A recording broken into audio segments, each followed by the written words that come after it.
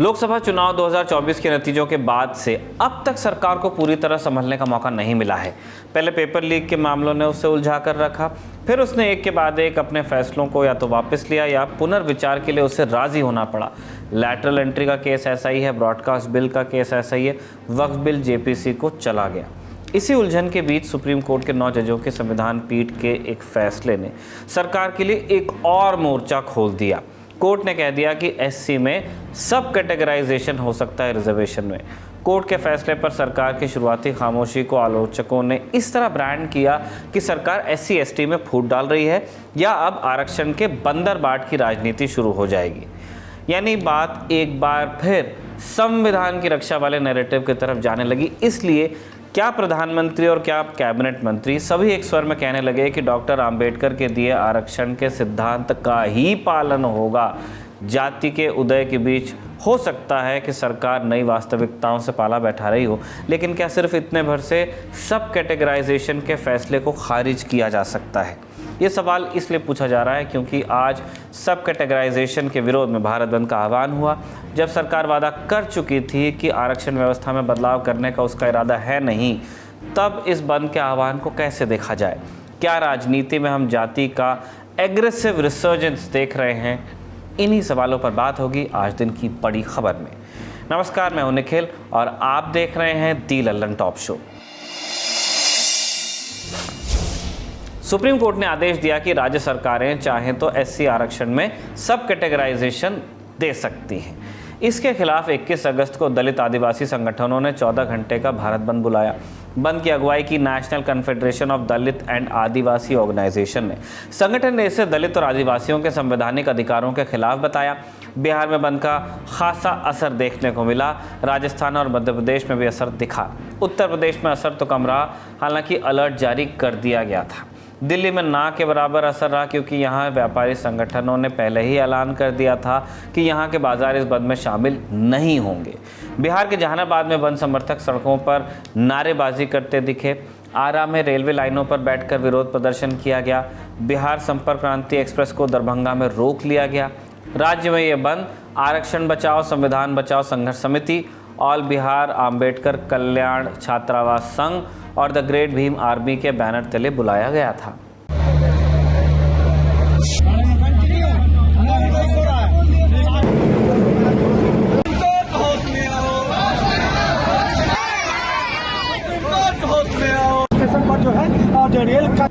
इस दौरान पटना से आया एक वीडियो सोशल मीडिया पर बड़ा वायरल हुआ। पुलिस प्रदर्शनकारियों पर लाठियां चटकाकर उन्हें तितर-बितर करने की कोशिश में थी। इसी दौरान पुलिस के एक सिपाही ने एसडीएम पर ही लाठी चला दी। गलती से लग गई होगी।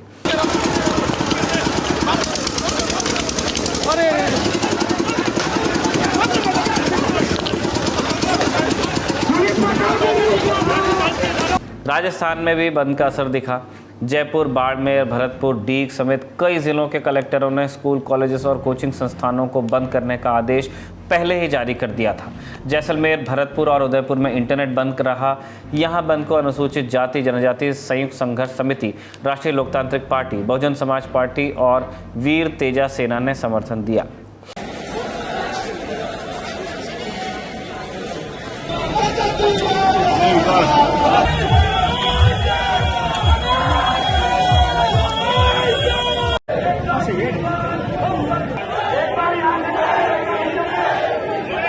इसी तरह मध्य प्रदेश में दलित आदिवासी संगठन और कुछ राजनीतिक दलों ने बंद को समर्थन देने की बात कही। जय आदिवासी युवा शक्ति नाम के संगठन ने भी समर्थन किया बंद का।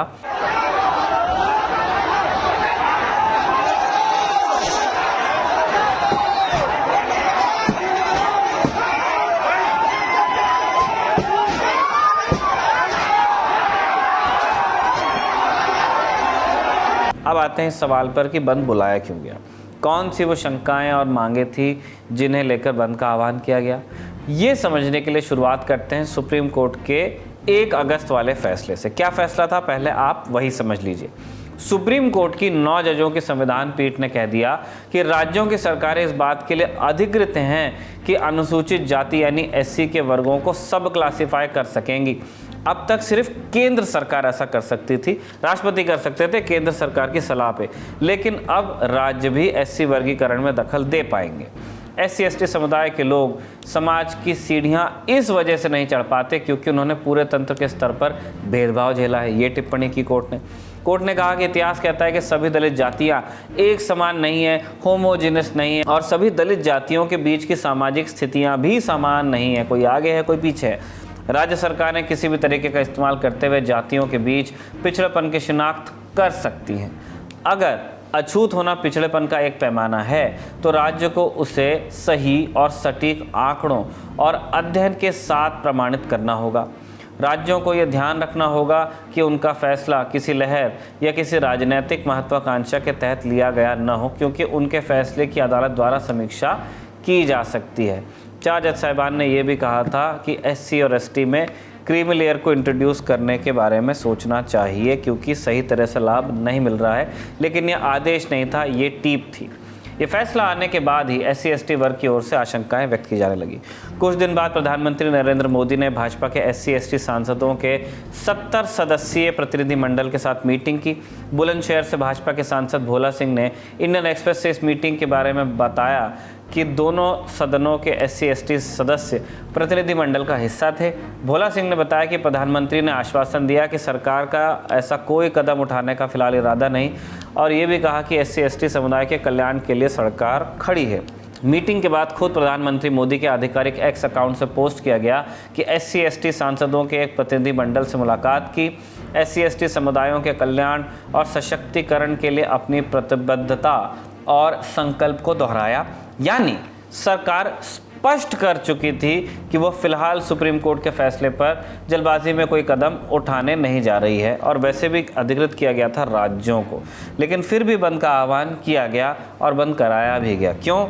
भारत बंद का मुख्य उद्देश्य सुप्रीम कोर्ट के फैसले को चुनौती देना और इसे वापस लेने की मांग करना और सरकार पर दबाव डालना है कि आप एक कानून लाकर इस फैसले को पलटिए।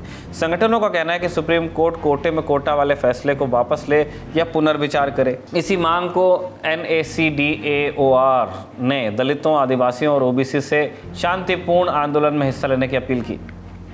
ज्यादा जानकारी दे रहे हैं विशेषज्ञ। मैं बताता हूँ आपको, जो सुप्रीम कोर्ट के सामने जो मैंडेट था वो सिर्फ सब कैटेगराइजेशन के लिए था, क्रीमी लेयर के लिए नहीं था। ये जो 4-5 जो जजेस है, इन्होंने अपने आप क्रीमी लेयर लाया, क्रिमिनल लाया, फर्स्ट जनरेशन लाया कि एक जनरेशन जिसको मिला है उसने नहीं लेना चाहिए, टाइम बाउंड होना चाहिए, कास्ट के बजाय और किसी आधार पे पॉलिसी होनी चाहिए। बहुत सारे बातें इन्होंने की है, काफी क्रिटिसाइज किया रिजर्वेशन पॉलिसी को। लेकिन अब ये हमें नहीं मालूम कि ये जो क्रीमिलियर की सजेशन है जो उसके मैंडेट में नहीं थी वो बाइंडिंग है या नहीं। लेकिन है भी तो सरकार ने सिर्फ अनाउंस ही किया है, कोई डिसीजन तो नहीं निकाली, कोई ऑर्डिनेंस नहीं निकाला, कोई एडमिनिस्ट्रेटिव डिसीजन भी नहीं कम्युनिकेट की। तो लोगों को तो लगता है कि वो लागू हो जाएगा शायद। संगठनों की और भी कुछ मांगे हैं। सरकारी नौकरियों में पदस्थ एससी, एसटी और ओबीसी कर्मचारियों का जातिगत आंकड़ा जारी किया जाए। समाज के सभी वर्गों से न्यायिक अधिकारियों और जजों की भर्ती सुनिश्चित की जाए, और ये काम भारतीय न्यायिक सेवा आयोग के माध्यम से किया जाए ताकि हायर जुडिशरी में एससी, एसटी और ओबीसी श्रेणियों से 50% प्रतिनिधित्व सुनिश्चित किया जाए। ये जो भारत बंद हुआ है उसमें उनकी 2 डिमांड है जो सुप्रीम कोर्ट के डिसीजन से निकल के आती है। पहली डिमांड ये है कि सब क्लासिफिकेशन हो with in the schedule caste, और उसमें से जो मोस्ट बैकवर्ड शेड्यूल कास्ट में जो है उसको आइडेंटिफाई करके उनको कोटा दे दे। ये इशू है, और उनका उनका कहना है कि आप सब क्लासिफिकेशन नहीं करना चाहिए। जो सुप्रीम कोर्ट की डिसीजन है कि सब क्लासिफिकेशन हो सकता है, कुछ वर्ग जो पीछे है उनको आगे लाने के लिए reservation with in the reservation होना चाहिए। मेरी अपनी राय इस पे ये है, 2 मुद्दे वेरी ब्रीफली। मेरी अपनी राय ये है कि रिजर्वेशन सब कास्ट को होना चाहिए। Within the sub caste, within the schedule caste reservation नहीं होना चाहिए, सबको रिजर्वेशन होना चाहिए। लेकिन ये मैं कहूँगा कि जो सबकास्ट, सारे सबकास्ट में एक तरीके से जो व्यक्ति इंडिविजुअल इकोनॉमिकली और एजुकेशनली बैकवर्ड है उनके लिए अलग से पॉलिसी बनानी चाहिए, सबके लिए। ताकि उनकी कैपेबिलिटी बढ़े और वो रिजर्वेशन इस्तेमाल कर सके। आज कुछ सबकास्ट में कुछ आदमी रिजर्वेशन में फायदा उठा नहीं पा रहे, इसलिए कि एजुकेशन लेवल उनकी कम है। तो सरकार ने ये करना चाहिए कि रिजर्वेशन सबके लिए है, क्योंकि सब डिस्क्रिमिनेशन होते हैं अनटचेबिलिटी से, लेकिन हर एक सबकास्ट में जो व्यक्ति पीछे है, जिसकी एजुकेशन लेवल कम है, उनके लिए स्कॉलरशिप, फाइनेंशियल असिस्टेंस, हॉस्टल दे दे, जिससे उनकी कैपेसिटी बढ़े और वो रिजर्वेशन फिर इस्तेमाल कर सके। तो इसमें क्या होगा, जो गैप है सबकास्ट में वो भी कम हो जाएगी। दूसरा जो है वो क्रीमी लेयर का है। सॉरी, क्रीमी लेयर का ये मतलब है कि भाई एक इकोनॉमिकली अच्छा तबका जो शेड्यूल कास्ट में है, वो इन जजेस का कहना है कि वो अपने आप तरक्की कर सकता है। अब वो इतना हो गया कि वो shoulder to shoulder high caste के साथ काम कर सकता है, अपॉर्चुनिटी ले सकता है, इसलिए उसको निकालो, जैसे ओबीसी में किया हुआ है। मेरा अपना कहना है कि ये भी आर्गुमेंट सही नहीं है दोनों मुद्दों पे। एक तो ये है कि डिस्क्रिमिनेशन आधार है रिजर्वेशन का, अनटचेबिलिटी है रिजर्वेशन का आधार, कि आपको इक्वल अपॉर्चुनिटी डिनाई की, इक्वल अपॉर्चुनिटी है ही नहीं, आपको कुछ राइट डिनाई किए जाते हैं एजुकेशन, प्रॉपर्टी में, इस पे। तो जो अनटचेबिलिटी जो है प्रैक्टिस, वो सभी वर्गों के लिए सरीकी है, वो हम इकोनॉमी के लिए अच्छा हो या बुरा हो, तो उसमें कोई फर्क नहीं आता है। इसलिए जो इनको इकोनॉमिकली बेटर होता है उसको भी डिस्क्रिमिनेशन फेस करना होता है, तो उसको भी प्रोटेक्शन चाहिए। पहली बात यह है। दूसरी बात यह है कि एम्पेरिकल जो स्टडीज है, बहुत सारी स्टडीज है। एक्शन एड की है स्टडी 2000 की 500 विलेजेस की, उसके बाद 4 विलेजेस की स्टडी है Indian institute of the studies ने की, फिर 8 स्टेट की स्टडीज है। उन्होंने ये पाया है कि शेड्यूल कास्ट, उसका कोई भी इकोनॉमिक बैकग्राउंड हो, उसका डिस्क्रिमिनेशन होता है एम्प्लॉयमेंट में, उसका डिस्क्रिमिनेशन होता है बिजनेस में, फार्मिंग में होता है, और अर्बन एरिया में भी होता है।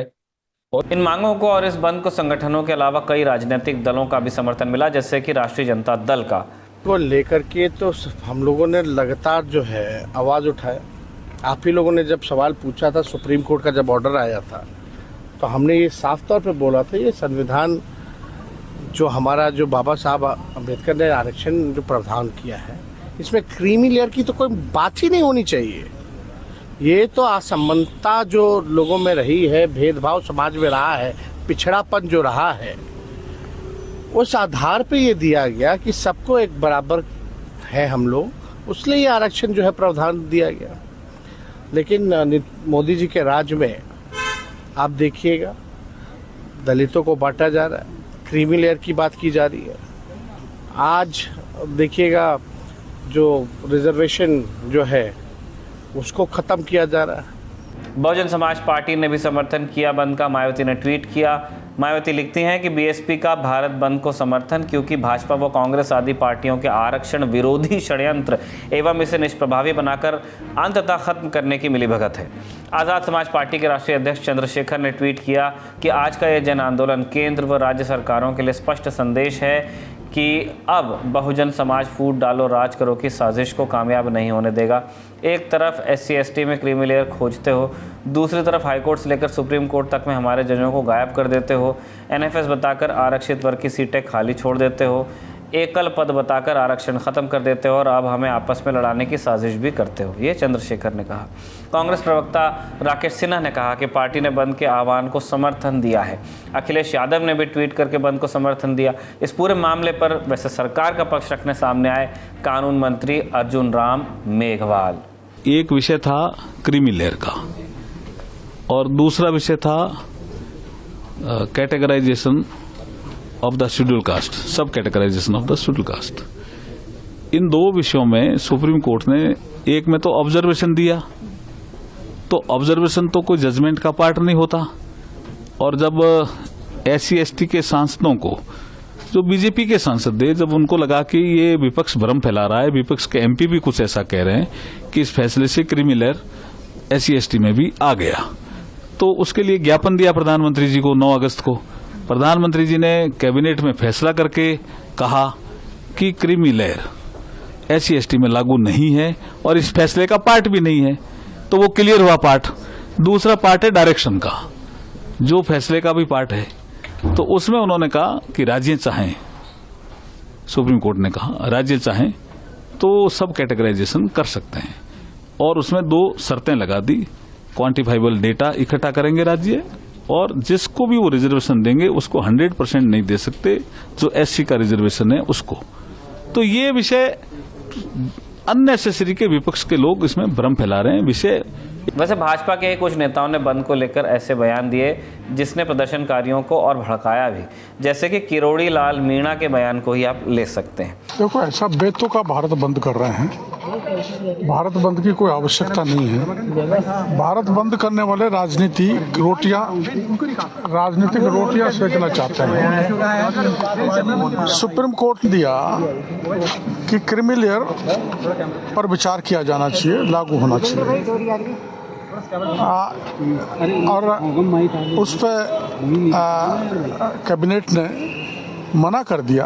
प्रधानमंत्री जी ने कैबिनेट मीटिंग बुलाई और ये मना कर दिया हम किसी प्रकार का क्रीमी लेयर लागू नहीं करेंगे। तो केवल राजनीतिक फायदे के लिए लोग बाग ST/SC को गुमराह करना चाहते हैं, बहकाना चाहते हैं।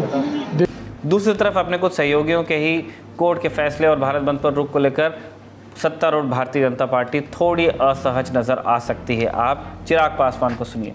प्रधानमंत्री जी जब इस विषय की गंभीरता को समझेंगे, और वो समझेंगे निजी क्षेत्र में आरक्षण की व्यवस्था नहीं है, ऐसे में सरकारी क्षेत्र में कोई भी नियुक्ति होती हो, किसी भी तरीके की नियुक्ति होती हो, ऐसे में सरकार को आरक्षण के नियमों का पालन करना चाहिए।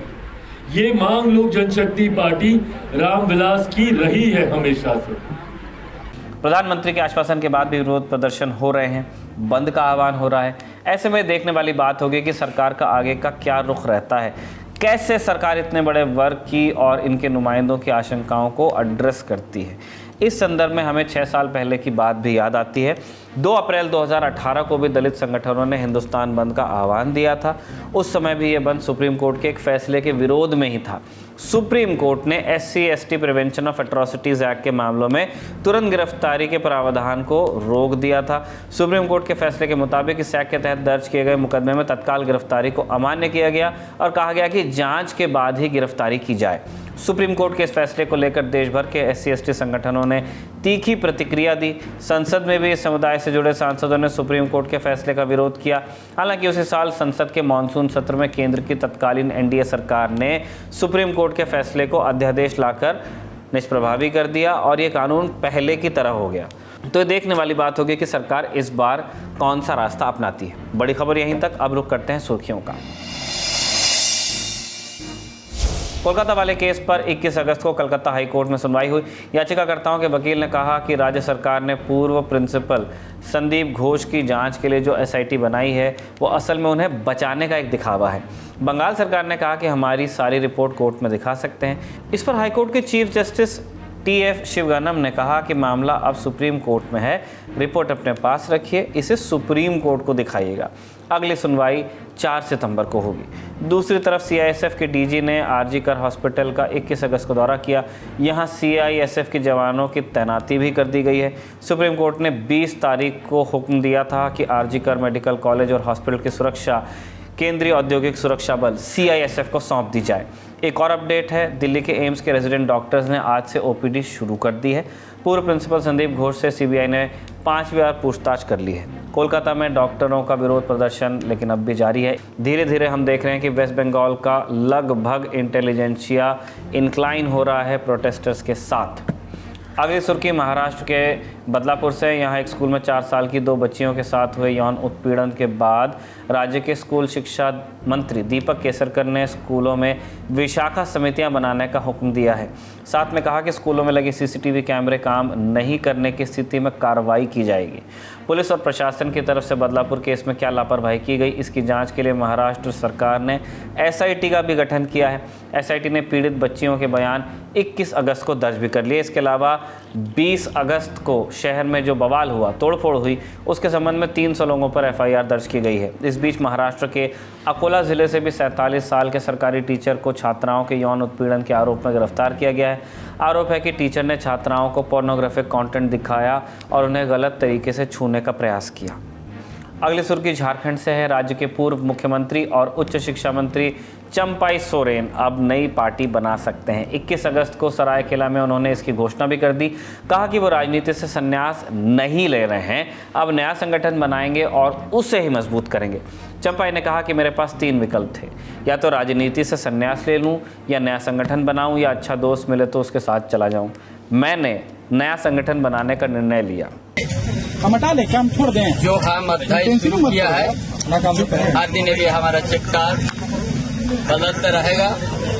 संगठन को मजबूत करेंगे, नया संगठन, और रास्ता में कोई अच्छा दोस्त अगर मिला, दोस्ती करके आगे समाज का, इस राज्य का सेवा करूंगा। ये था आज का दी ललन टॉप शो। अपने और अपने को ख्याल रखिए। कल आपसे मुलाकात होगी ऐसी कामना के साथ विदा लेते हैं। शुक्रिया, शुभ रात्रि।